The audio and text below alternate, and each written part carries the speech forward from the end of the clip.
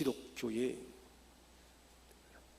사용되어지는 단어들이 많이 있지만은 그 중에 가장 핵심적인 단어가 있다면 그것은 믿음이라는 단어입니다. 이 믿음이 없이는 우리는 하나님과의 관계 회복이 이루어질 수가 없고, 또 믿음이 없이는 하나님을 기쁘시게 할 수가 없다는 것입니다.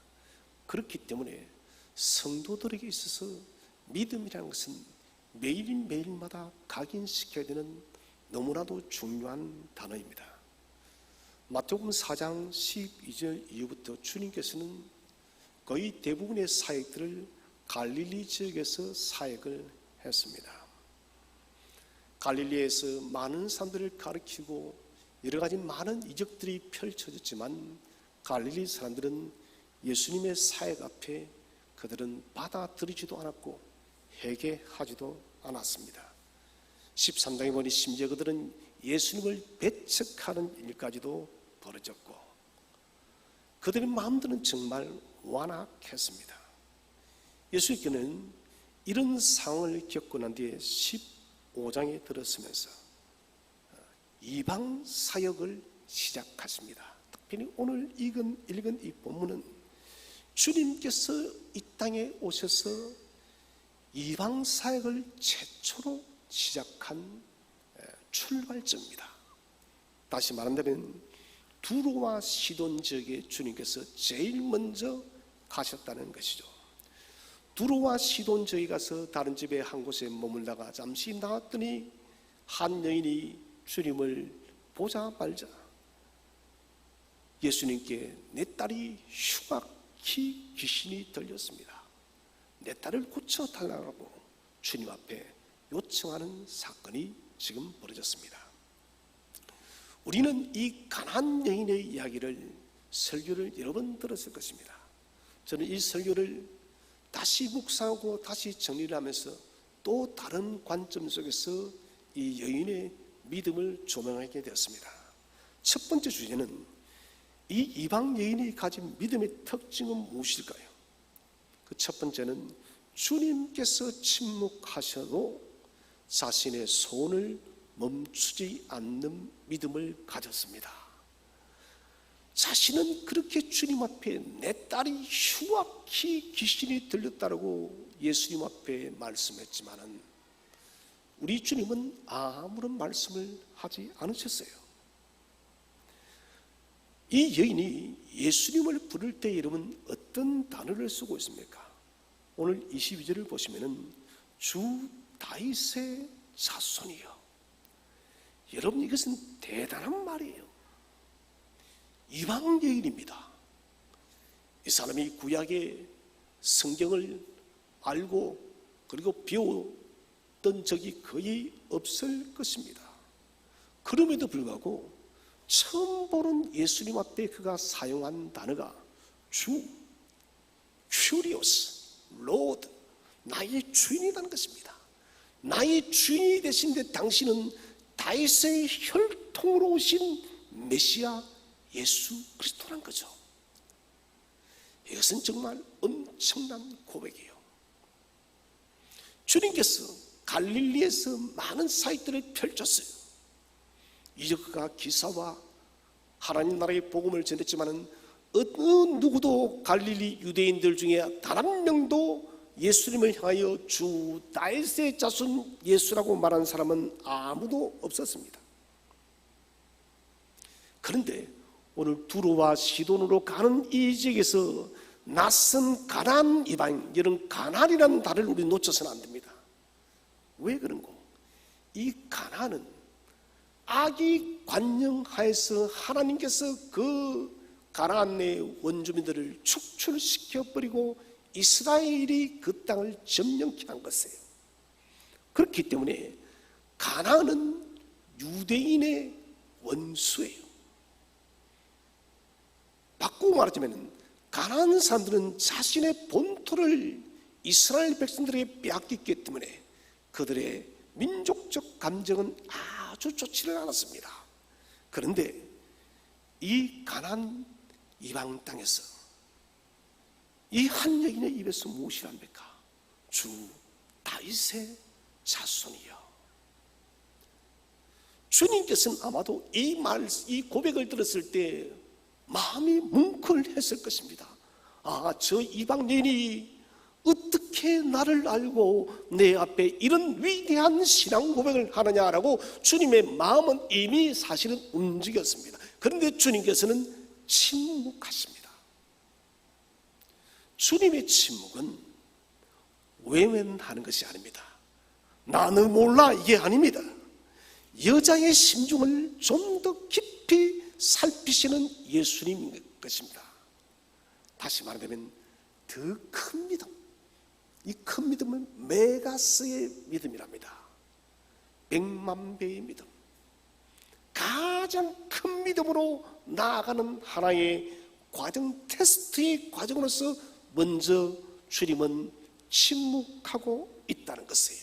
우리는 성경을 가만히 읽다 보면 주님께서 침묵하는 장면들이 몇 번씩 나오게 되어집니다. 그런데 재미있는 것은 주님은 침묵하실 때마다 반드시 문제 해결을 하기 위해서 침묵하였습니다.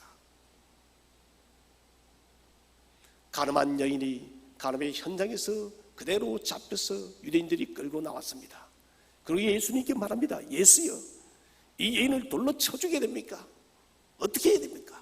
돌로 쳐 죽이면은 사랑의 예수님이 왜 쳐 죽이느냐 이렇게 말할 것이고, 살려주라면 모세의 율법을 범했다 할 것이고, 이때 주님께서는 아무 말씀도 하지 않으시고 침묵하시면서 땅에 무언가 글을 쓰십니다. 잠깐의 침묵 이후에 일어나서 주님이 뭘 하십니까? 죄 없는 자가 먼저 돌로 치라. 뭡니까? 주님의 침묵은 여러분 문제 해결을 위한 준비의 과정이라는 것을 믿으시기를 바랍니다. 갈릴리에 큰 풍파가 일어났습니다. 제자들은 이 풍랑을 도무지 이길 수가 없었어요. 그 갈릴리 호수를 얼마나 그들이 많이 다녔습니까? 너무나도 익숙한 바다임에도 불구하고도 그들은 이제 죽었구나. 그들이 죽어가는 시점 속에서도 주님은 배 고물에서 주무시고 계십니다. 사실은 누워 계시는 것이죠. 침묵하고 계시는 거예요. 주님의 침묵은 무엇을 말합니까? 너희는 나를 어슷속히 흔들어라는 것입니다. 주님은 제자들이 이 위기의 순간 앞에서 어떻게 이 문제를 해결하는지를 지켜보기 위해서 침묵했다는 것입니다. 침묵하는 예수님을 깨웠을 때 주님은 바다를 잠잠케 하였습니다. 그렇기 때문에 침묵이란 것은 우리의 문제를 해결하기 위한 주님의 선행적인 표시입니다. 뭔가를 기도해도 주님의 응답이 들리지 않습니까? 주님께서 아무런 말씀을 하시지 않습니까? 그러나 여러분, 그런 침묵이 찾아왔다면 이렇게 해석하십시오.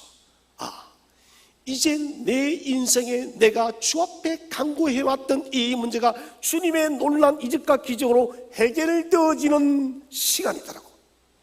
주님은 침묵하시면서 우리가 더욱더 주님께 더 가까이 나와서 간구하기를 촉구하고 있다는 것입니다. 너 나를 좀 더 찾아라, 그리하면 그 문이 열릴 것이라 라고 하면서 주님은 침묵하고 계시다는 것입니다. 그래서 여러분, 주님이 침묵하시면은 멈추지 마시기를 바랍니다. 더 적극적으로 주 앞에 나아가시기를 바랍니다. 우리가 적극적으로 나아감을 통해서 주님은 우리의 믿음을 빛나게 하는 거예요. 두 번째는 인격을 무시하는 듯한 말에도 자신의 소원을 멈추지 않는 믿음을 가졌습니다. 자, 우리 한번 성경을 읽어보겠습니다. 오늘 본문 15장 24절을 다 함께 읽어보겠습니다. 24절입니다. 시작. 예수께서 대답하여 이르시되 나는 이스라엘 집에 잃어버린 양 외에는 다른 데로 보내심을 받지 아니하였노라 하시니. 자, 이스라엘의 잃어버린 양 외에는 다른 데로 보내심을 받지 아니하였다. 다시 다시 말하면 나는 너희 이방인들을 위해서 이 땅에 오지 않았다는 거예요. 나는 하나님께서 맡겨주신 선민 나의 백성 이스라엘 백성을 찾기 위해서 이곳에 온 것이지 너희 같은 이방인들을 내가 구원하기 위해서 이 땅에 온 것이 아니다라고 주님은 굉장히 냉정하게 말씀을 하십니다. 자, 그리고 더 심각한 말씀이 있어요. 26절 말씀, 26절을 다 함께 읽겠습니다. 시작. 대답하여 이르시되 자녀의 떡을 취하여 개들에게 던짐이 마땅하지 아니하니라. 오늘 이 여인에게 무엇이랍니까? 계랍니다. 자녀의 떡, 이 자녀는 이스라엘 백성을 이야기하겠죠. 나는 내가 가진 이 생명의 구원의 떡을 내 민족 이스라엘 나의 언약의 백성들에게 주지 너희 개들에게는 이방인들에게는 이 떡을 줄 수 없다는 것입니다. 상당히 이것은 충격적인 말이고 여자의 인격을 무시하는 단어예요. 그런데 이 여자는 참 지혜로웠습니다. 주님께서 개라는 단어를 쓸 때 키나리온, 키온이란 말을 쓰지 않았습니다. 키온은 들개를 말합니다. 주인 없이 돌아다니는 들판을 돌아다니는 길거리를 돌아다니는 개를 말할 때 키온이란 말을 쓰고, 키나리온은 집에서 키우는 집 강아지를 말해요. 요즘 이런 반려견들이 사람보다 더 아는 것 같아요, 여러분. 가끔씩 산책을 나다 보면 유모차가 와요. 근데 보면 나이를 보면은 지긋하게 나이도 중년은 되어 보여서 아이를 키우는 부모는 아닌 것 같은데 그 보니까 그 안에 개가 들었더라고요. 요즘 개도 다 자동차를 타고 다닙니다. 반려견을 해서 정말 사람의 친구가 되었습니다. 이 여인은 주님께서 개라는 말을 쓸 때 키나리온이라는 단어에 주목하는 거예요. 아, 그렇습니다. 키나리온은 집개로서 주인이 마땅히 사랑하는 개, 다시 말하면 주인의 사랑을 마땅히 받아야 하는 개를 키나리온 이렇게 쓴다는 것입니다. 여인은 참 아름다운 사람이었어요.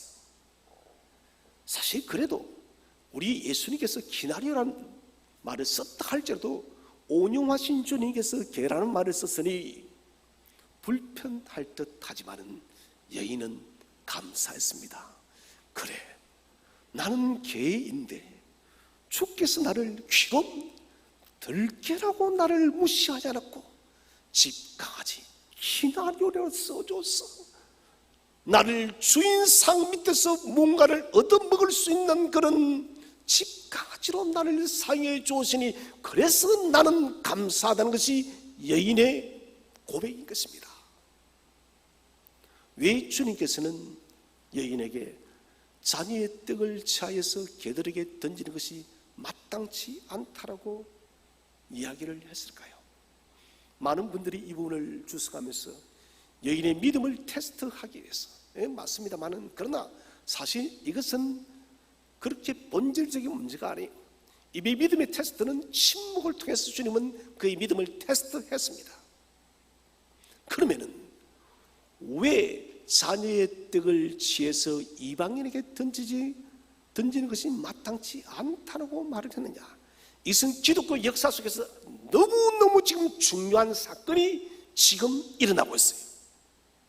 지금까지 예수 그리스도의 복음은 선민 이스라엘 백성이만 주어진 특권이었어요. 다시 말하면 저희들이 만약에 우리들이 그때 태어나도 우리는 이 복음을 들을 수 있는 자격이 없다는 것입니다. 오직 하나님의 복음은 선민 이스라엘에게만 주어진 특권이라는 것입니다. 오늘 주님께서 두로와 시돈 지역에 오셨다. 메시아로서 이 땅에 오셔서 공식적인 첫 이방 사역이에요. 자, 이것은 깊은 의미를 담고 있습니다. 지금까지 복음은 이스라엘이라는 영역 속에 갇혀 왔습니다. 이 복음은 이스라엘을 넘지를 않았습니다. 그런데 이 복음이 오늘 수로보니게라는 이 이방 여인을 통해서 이방인에게 복음이 넘어가는 상징적인 구체적인 메시지를 보여주는 장면이 바로 지금 이 장면이에요. 다시 말한다면 이제는 이 복음이 이스라엘에 갇혀 있지 않고 이방인에게 넘어갈 것이다. 할렐루야. 여러분, 이 중요한 사건이에요. 유대에 막혔던 복음이 이제는 저와 여러분에게 주어지고 우리에게 이 복음이 찾아온다는 그 메시지를 이 이방 여인을 통해서 나타내고 있다는 것입니다. 그래서 복음이 이방으로 넘어가는 사건의 샘플이에요. 견본이라는 것입니다. 복음이 이방으로 넘어가는 중요한 사건의 샘플로서 누구를 쓰고 있다고요? 수로보니게 여인을 쓰고 있다는 거예요. 정말 여러분, 가나안 여인 이름도 성경에 나오지 않습니다. 아마도 이 여인은 남편도 없는 것 같습니다. 그나마 하나 있던 딸 하나마저도 흉악히 귀신 들려서 아무도 이 사람의 이웃이 되려고 하지 않았고 이 여인을 동정하지 않은 정말 비참하고 불쌍한 여인인데, 그러나 주님은 불쌍하고 비참하고 낫다라고 할지라도 주님께서 그 여인을 들어 사용하시면 위대한 역사가 나타날 줄로 믿으시기를 바랍니다. 오늘 여러분, 이 여인 때문에 사도 바울이 만들어진 거예요. 이 여인 때문에 사도 바울이 뭐라면 나는 이방의 사도랍니다. 사도 바울이 이방의 사도가 되기 전에 먼저 이 수로보니게 여인이 이방 복음의 선구자가 되었음을 믿으시기를 바랍니다. 저는 그래서 저와 여러분이 복음의 위대한 도구가 되시기를 간절히 바랍니다. 내가 가진 것이 비록 많지 않아도, 내가 배운 것이 많지 않아도, 나의 삶이 뛰어나지 않아도, 그러나 주님이 우리를 주목하시고 주님이 우리를 사용하기를 원하신다면 저와 여러분도 복음의 위대한 도구가 될 줄로 믿으시기를 바랍니다. 자, 주님께서는 묻고 있습니다. 이 이방 여인을 통해서 너는 쫓기는 너는이고 늙기는 너희 이방 사이는 이 복음을 받을 수 있는 믿음이 있느냐. 그래서 주님께서 제일 마지막에 이 여인을 보고 무식하다고요. 네 믿음이 크도다. 너희는 이 복음을 받을 만한 큰 믿음이 있느냐? 여러분, 큰 믿음을 소유하시기를 바랍니다. 큰 믿음을 소유할 때 위대한 역사가 일어나는 것이에요. 이것은 이사야 선지자를 통해서 예언되어진 메시아 사역이 성취되어지는 너무나도 중요한 사건이에요. 한번 다시 성경을 보겠습니다. 이사야 42장 1절 말씀입니다. 함께 읽겠습니다. 시작. 내가 붙드는 나의 종 내 마음에 기뻐하는 자 곧 내가 택한 사람을 보라. 내가 나의 영을 그에게 주었은즉 그가 이방에 정의를 베풀리라. 자, 내가 붙드는 나의 종 곧 하나님의 종 메시아 예수 그리스도가 이 땅에 오셨습니다. 마지막에 그가 이방의 정의를 베풀리라. 이 말은 내가 이방의 구원을 베풀리라 믿으시기를 바랍니다. 주님께서 이방의 구원을 베푸시나 누가요? 메시아께서 이 땅에 오셔서 이방 나라에, 이방 땅에 오늘 두루와 시돈의 이 정말 하찮고 보잘것없는 수로보니게 여인에게 위대한 구원의 성취가, 구원의 예언이 성취되고 있음을 믿으시기를 바랍니다. 위대한 선지자 이사야의 예언이 이 보잘것없는 여인을 통해서 성취된다는 것, 얼마나 놀라운 일입니까? 그래서 자녀의 떡을 취하여 개들에게 준다는 것은 주님의 테스트, 그런 문제가 아니에요. 복음이 이제는 유대를 넘어서 너희 이방 나라에게 전파되리라. 할렐루야. 그래서 지금 저와 여러분이 하나님을 믿고 하나님의 자녀가 되고 있다는 것입니다. 그리고 지금 이 여인은 주님의 위대한 계획에 쓰임을 받고 있습니다. 오늘 여자가 무엇이랍니까? 27절을 한번 함께 읽어보겠습니다. 27절 15장 27절 시작. 여자가 이르되 주여 올소이다마는 개들도 제 주인의 상에서 떨어지는 부스러기를 먹나이다 하니. 아멘. 주여 옳습니다. 긍정이요. 개들도 제 주인의 상에서 떨어지는 부스러기를 먹나이다. 자, 이것이 여러분 이방으로 복음이 넘어갈 것을 구체적으로 증가하는 메시지예요. 주님이 정의를, 구원을 이방에 베풀려 하셨는데 어떻게 해요? 이 여인이 주목한 것은 무엇입니까? 주여 옳습니다. 개들도, 이것은 그 다음은, 개는 그 다음이에요. 주인의 아들이 첫 번째이고, 이 누구의 유대인, 그 다음은 개들, 곧 우리들입니다. 주님 그렇습니다. 주인이 아들들이 먼저 먹고 나면 그 다음에 먹을 사람은, 그 다음에 먹을 존재는 바로 저희들입니다. 여인은 여러분 첫 번째 것에 주목하지 않았습니다. 주께서 나를 귀나리온 집에서 마땅히 사랑받아야 될 개라고 나를 부르셔서 그래, 그렇다면 나는 그 다음을 붙들 것이야. 여러분 지혜로 믿음을 소유하시기를 바랍니다. 주님은 믿음을 기뻐하는 분이에요. 이 여인은 여러분 얼마나 지혜롭습니까? 분노하여서 어찌하여 나를 개라고 취급합니까? 라고 나갔다면 그녀는 이 위대한 역사 앞에 쓰임을 받을 수 없었을 것입니다. 그러나 그녀는 그 다음을 주목한 것이에요. 그 다음, 주여 맞습니다. 주인의 아들들이 먹고 난 부스러기는 바로 우리들 것입니다. 우리에게 그 부스러기 은혜를 부어달라고 오늘 여인은 간청하고 있다는 것입니다. 주님의 은혜와 긍휼을 강력히 호소하고 있다는 것입니다. 이 여인은 심각한 장애물에 부딪혔습니다. 인격적인 비하를 당했습니다. 그러나 주님 앞에서는 여러분 그 어떤 일을 당해도 여러분 상관이 없어요. 주님께서 오늘 이 여인에게 개라는 말을 하고 침묵하시면서 과연 이 여인을 무시했을까요? 아닙니다. 주님은 본성 자체가 무시할 수 없는 존재임을 믿으시기를 바랍니다. 본성 자체가 사랑과 존중의 하나님이심을 믿으시기를 바랍니다. 오늘 이 여인은 예수 그리스도의 본성을 아는 것이에요. 주님이 저렇게 말씀하시도 나를 존중해 주셔. 주님이 저렇게 말씀하시도 나를 외면하는 것이 아니야. 주님이 그렇게 말씀하시도 나를 바라보고 계시라고 주님의 본성을 붙든 것이에요.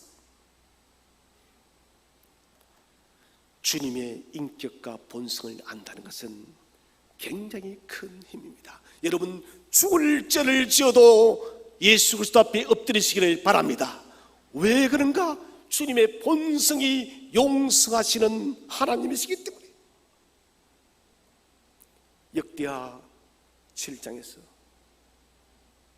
솔로몬이 기도를 다 하고 난 뒤에 하나님께서 솔로몬에게 무엇이란 말합니까?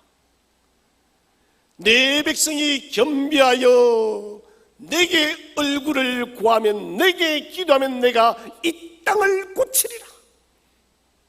너희가 비록 범죄하고 나를 떠나고 나를 배역한다 할지라도 겸손하여 나의 얼굴을 구하면 이 땅을 고치리라. 여러분, 하나님은 용서의 하나님이심을 믿으시기를 바랍니다.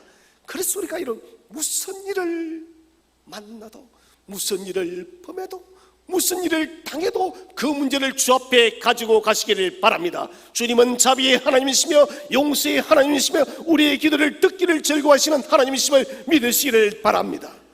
주님 앞에서 낮아지세요. 주님 앞에 낮아지세요. 그 일은, 주님 앞에 낮아지는 것은 자존감이 무너지는 것이 아닙니다.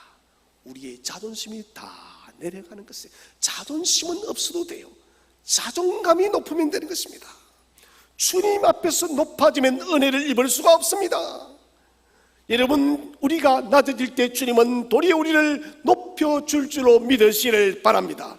은혜 받는 자의 자격은 바로 낮아짐입니다.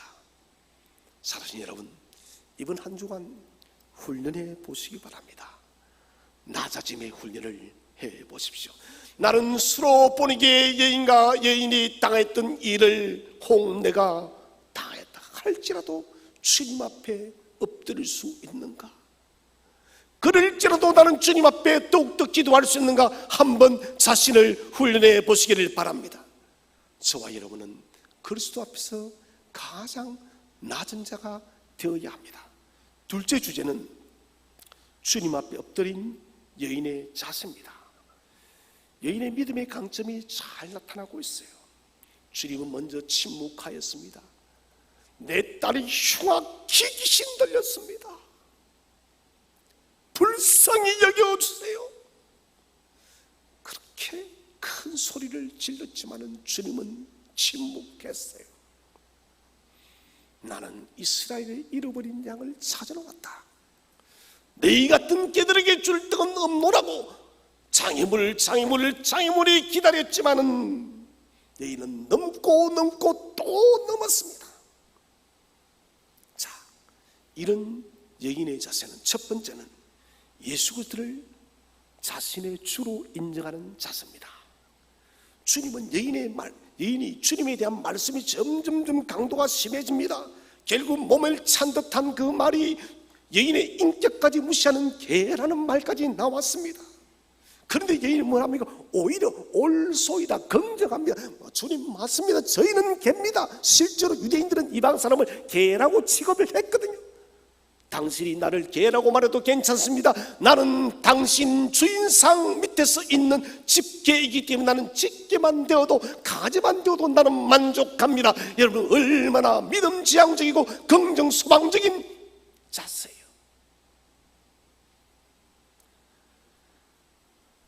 자녀의 떡을 빼앗아 개들에게 던지는 것도 옳지 않습니다. 그러나 개들도 주인의 상에서 떨어지는 부스러기를 먹습니다. 그리고 이 여인은 생각했을 것입니다. 주님께서 오늘 지금 어디로 가고 있습니까? 두로와 시돈, 갈릴리에서 북서쪽으로 경계선입니다. 한 얼마 되지 않아요? 40-50km 정도예요. 특별히 시돈은 두로와 시돈은 이스라엘과 거의 경계선에서 가까운 곳입니다. 주님이 지금 그곳에 서 있고 그곳을 지나가고 있습니다. 이것은 여러분 영적인 메시지가 담겨 있습니다. 두로와 시돈의 주인은 세상 사람이 아니요 살아계신 예수 그리스도가 두로와 시돈의 주인임을 믿으시기를 바랍니다. 오늘 이 말이에요. 두로와 시돈에 서 계신 이방의 주는 다른 어떤 우상들이 주인이 아니라 하나님의 아들이신 예수 그리스도 당신이 참 주인이십니다. 그리고 이 여인의 생각은 나는 지금 이방 사람 시돈 사람인데 당신이 시돈의 참된 주인이기 때문에 나는 버려진 들개가 아니라 당신의 집에서 키우는 마땅히 사랑받아야 될 강아지임을 믿습니다. 여러분, 이 마음이에요. 이 여인은 모든 것이 여러분 믿음이고 긍정이고 소망이에요. 저는 우리 교회에 한 권사님 보면 그런 농담을 하는데 사실 진담이 무슨 말을 해도 항상 긍정적으로 답변했어요. 여러분, 이것은 대단한 강점입니다. 저는 저와 여러분 모두가 무슨 말을 해도 긍정 소망지향적으로 만드시기를 주의 이름으로 축원을 드립니다. 여러분, 이런 사람은 감사가 넘쳐요. 여기는 본문에서 주라는 말을, 큐리어스라는 말을 3번이나 반복을 했습니다. 이것은 굉장히 중요해요. 고대 중동 사회에서 다른 사람을 향해서 주라는 고백을 하는 것은 그 사람을 향해서 충성을 다하겠다는 것입니다. 나는 이제 당신의 종입니다. 내가 충성을 다하겠습니다. 이 충성은 곧 피스토스, 믿음을 말합니다. 피스토스는 믿음이에요. 충성은 믿음입니다. 주인의 모든 것을 믿습니다. 주인의 능력을 믿습니다. 주인의 재능을 믿습니다. 주인의 지혜를 믿습니다. 그래서 오늘 이 여인은 예수님이 받아주든 받아주지 않든 자신의 주로 고백해버렸습니다. 여러분, 이 믿음 얼마나 멋져요. 주님이 3번이나 큐리오서 주라는 말을 듣고도 여러분 과연 이 여인을 배척할 수 있을까요? 불가능합니다. 여러분, 주님이 무엇이라 말하든 저와 여러분의 참주로 고백하시기를 바랍니다. 우리가 고백하면은 주님은 당신을 우리의 주로 나타날 수밖에 없습니다. 자, 그러면은 이제 상황이 바뀝니다. 주인이라고 고백했으면은 주인의 보호 아래에 다 들어가는 것입니다. 내가 예수님을 보고 지금 주라고 고백했습니다. 그러면 예수님이 내 인생을 책임진다는 거예요. 저와 여러분이 예수 그리스도를 구주로 모셔드리고 생명의 주로 모셔드릴지는 주님이 저와 여러분의 인생을 모두 책임져 준다는 것을 믿으시기를 바랍니다. 이게 여러분 고대 근동사 예수님 시대의 주라는 개념이에요. 그렇다면 오늘 이 여인이 지금 무슨 문제가 있습니까? 딸이 흉악히 귀신 들려 있습니다. 문제를 누구에게 맡겨버렸습니까? 누구요? 예수님께. 무엇 때문에? 오늘 이 여인이 예수님을 무엇이라고 고백했습니까? 주라고. 당신은 나의 주인입니다. 나의 주인이 되기 때문에 내 딸이 귀신 들린 것을 주님 당신께 맡기니 당신이 해결해 주세요. 나는 모르겠습니다. 이 말이에요. 여러분, 여러분 그렇게 기도하세요. 주님 당신은 나의 주인입니다. 내가 이 문제 당신께 맡깁니다. 그리고는 입 싹 닫고 주님 나는 모르겠습니다. 같이 한번 인사해 보세요. 나는 모르겠습니다. 시작. 나는 몰라도 돼요. 주님이 하시니까. 주라고 고백을 받고도 그 문제를 해결하지 못하면 주인은 명예를 상실해버려요. 지금도 명예가 중요한데 고대 중동사에서 가장 중요시 여겨진 것은 돈이 아닙니다. 명예였어요. 명예. 주인이 만약 종의 문제를 해결하지 못하면 명예가 사라지는 거예요. 여러분, 이 여인이 얼마나 지혜롭습니까? 주님께 딱 맡겨놓고 나는 모르겠습니다. 당신이 명예를 잃든 얻든 그것은 당신 소원이니까 당신 알아서 하라는 거예요. 여러분. 아주 현명한 사람이에요. 자신이 주님의 보호를 받을 수 있는 권리가 있다. 당신이 두루와 시돈 이 땅에 온 이유가 무엇입니까? 이 두루와 시돈의 이방 나라에도 구원을 베풀기 위해서 이 땅에 오지 않았습니까? 당신 나의 참 주인입니다. 이제 나는 당신께 내 문제를 맡겼으니 당신이 해결해 주십시오. 부스러기 은혜도 나는 만족합니다. 헬루증 걸린 여인이 옷깃만 만져도 그 병이 나았듯이 부스러기 은혜만 줘줘도 내 딸이 나을 줄로 믿습니다. 이 믿음인 거예요. 여러분, 누가 주인인가? 누가 내 인생의 주인인가? 가장 중요한 문제예요. 로버트 멍어라는 분이 지은 내 마음 그리스도의 집에는 조그만 소책자가 있습니다. 여기 보면은 참 감동적인 말이 나요. 결론에 주님, 저의 마음이 주님의 것이 되기를 원합니다. 주님, 지금까지 당신은 저의 손님이었고 내가 주인이 되었습니다. 이제 당신이 저와 이 마음의 집의 주인이 되어 주십시오. 지금까지 당신은 내 인생의 손님이었고 내가 내 인생의 주인이었는데 주님, 이제는 나를 찾아와 주셔서 내 인생의 주인이 되어 주세요. 그리스도가 내 인생의 주인됨을 고백하는 아름다운 말입니다. 오늘 이 여인의 자세, 그리스도를 자신의 주로, 자신은 종으로. 여러분, 그리스도를 주로 고백할 때 모든 문제가 풀어질 줄로 믿으시기를 바랍니다. 자, 두 번째는 가로막힌 문제가 있어도 더 가까이 주님께 다가가는 자세입니다. 오늘 이 여자가 말합니다. 주여, 올소이다마는 쟤들도 제 주인의 상에서 떨어지는 부스러기를 먹나이다. 여인이 주목하는 단어는 제 주인의 상에서. 주님이 개라는 말을 사용함에도 불구하고도 그녀는 받아들입니다. 낙심하지 않습니다. 긍정적 요소를 찾습니다. 좀 전에 말씀드렸다시피 귀론이 아니라 시나리오, 집강아지, 이것은 마땅히 사랑받아야 될 강아지를 말합니다. 옳습니다. 나는 집강아지와 같은 존재입니다. 나는 그래서 당신의 자녀들이 먹다가 남은 부스러기를 먹을 권리가 있습니다. 여러분, 과연 주님께서 우리에게 부스러기 은혜를 줄까요? 아닙니다. 우리가 부스러기 은혜를 요구할 때 주님은 아주 큰 은혜를 줄 줄로 믿으시기를 바랍니다. 부스러기 먹을 자격이 있습니다. 나는 당신의 지배 아래 있기 때문에 그렇습니다. 장애물이 높아지면 높아질수록 포기한 것이 아니라 더욱더 주님께로 한 걸음 나아갔습니다. 여러분, 삶의 장애물, 삶의 어려움, 환난과 어려움과 핍박과 고난이 문제가 찾아올수록 주께로 더 가까이 나아가시기를 바랍니다. 그것이 성도예요. 이 여인은 하나님을 믿기 전에는 시돈 사람이 섬겼던 아스타롯을 섬겼습니다. 이 여인의 성향을 볼 때 아마도 아주 열심히 섬겼던 것 같아요. 자신의 인생에 큰 풍랑이 일어나기 전까지 그녀는 아스타롯을 부지런히 섬겼습니다. 그런데 어느 날 갑자기 큰 풍랑이 찾아왔습니다. 그것이 무엇입니까? 자기 딸에게 흉악히 귀신이 들렸어요.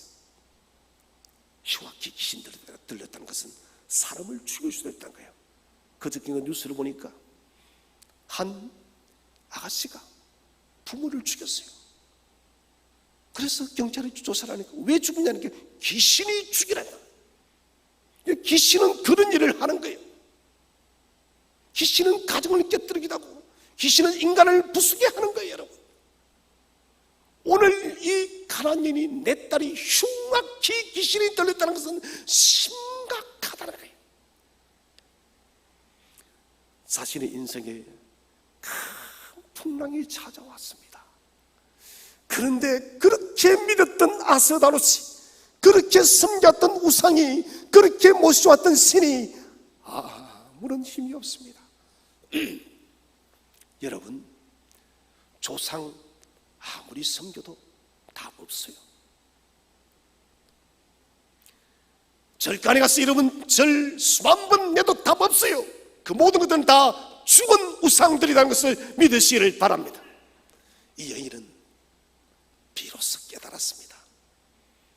아스타롯은 우상은 아무 힘이 없구나. 우상은 내 딸을 고칠 수 없다는 것을 그러던 중에 그녀는 예수님의 소문을 들었다는 것입니다. 그녀는 대충 듣지 않았습니다. 최선을 다해서 주님에 대한 정보를 모으고 주님은 과연 누구신가를 그녀는 깊이 알았다는 것입니다. 그래서 여인은 오늘 주님 다윗의 자손이여 하면서 외치면서 나는 아스다롯을 버리고 당신을 나의 주인으로 선택했습니다. 나는 우상을 버리고 주님 당신께로 나왔으니 나를 맞이게 주시옵소서. 이 말이에요. 주님이 얼마나 기뻤을까요? 사탄에게 버려졌던 한 생명이 돌아왔으니 나는 비록 자녀는 될 수는 없습니다. 부스러기라도 먹는 개라도 쫓아오니 당신의 자녀가 되게 당신의 뜰 안에 거하게 해주세요. 여인의 믿음은 머리의 믿음이 아니라 살아있는 생동하는 믿음이었습니다. 그래서 이 여인은 주님 앞에 문제가 막히면 막힐수록 더욱더 가까이 나아갔다는 것입니다. 여러분, 주님을 깊이 아시기를 바랍니다. 주님과의 관계가 아주 긴밀하시기를 바랍니다. 주님이 저와 여러분의 심령 속에 거하기를 축원을 드립니다. 사람을 우리는 단번에 한 번 만나고 알 수 없습니다. 하물며 무한하시고 영원하신 하나님을 우리가 어떻게 한 번 만에 알 수가 있겠습니까? 그것은 불가능합니다. 여러분, 지속적으로 매일마다 하나님을 알아가시기를 바랍니다. 오늘 내린 만나는 내리면 썩어버립니다. 오늘 내린 은혜는 내리면 사라집니다. 여러분, 매일마다 은혜를 체험하시고 매일마다 주님을 경험하시기를 축원을 드립니다. 그래서 우리는 관계가 더욱더 깊어져야 됩니다. 세 번째 주제는 마지막입니다.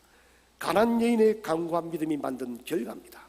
첫 번째는 예수님의 마음을 설득시키는 큰 믿음을 만들었습니다. 주님은 자신의 사명이 이스라엘의 잃어버린 양을 찾기 위해서 왔다고 했습니다. 단호한 말씀에도 여인은 포기하지 않았어요. 이스라엘의 잃어버린 양을 찾기 위해서 오신 분이라면 지금 시돈 이방 땅에 있는 주님 왜 오셨어요? 이 시돈 이방 땅에 오신 것도 잃어버린 당신의 자녀를 찾기 위해서 오신 것이 아닙니까? 여러분, 얼마나 믿음지향적입니까? 여러분, 무슨 일을 만나도 믿음으로 바라보시길 바랍니다. 믿음으로 바라보면 답이 보이는 것이에요. 당신께서 이 시돈 땅에 오신 것이 이방 땅에도 구원을 베풀 의도가 있기 때문에 오신 것이 아닙니까? 주님, 내가 지금 여기에 기다리고 있습니다. 내게 구원을 베풀어 주십시오. 멋진 여인이에요. 여인의 이 말은 주님의 마음을 설득했습니다. 개들도 주인의 상에서 부스러기를 먹습니다. 성경에서, 신약 성경에서 예수님을 설득시킨 사람은 딱 한 사람이 있는데 바로 이 수로보니게 여인입니다. 여러분, 대단하지 않습니까? 유대인이 아닙니다. 12제자가 아닙니다. 사도들이 아니에요.